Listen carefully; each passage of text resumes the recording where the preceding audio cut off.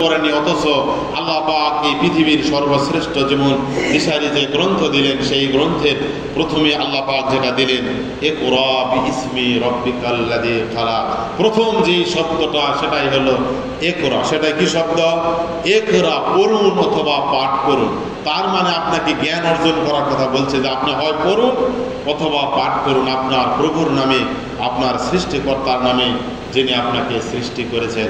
তাহলে কোরআনুল কারীমের সূরা আলাক আল্লাহ রাব্বুল আলামিন সর্বপ্রথম যেই যুগে অবতীর্ণ করে দিলেন, অবতীর্ণ করে দিয়ে কিন্তু আল্লাহ পাক বললেন না যে আমিনু, তোমরা ঈমান আনয়ন করো।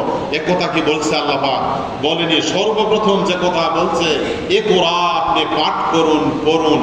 তার মানে এখানে কিসের ইঙ্গিত দেওয়া হচ্ছে? যে আপনাকে জ্ঞান অর্জনের ইঙ্গিত দেওয়া হচ্ছে।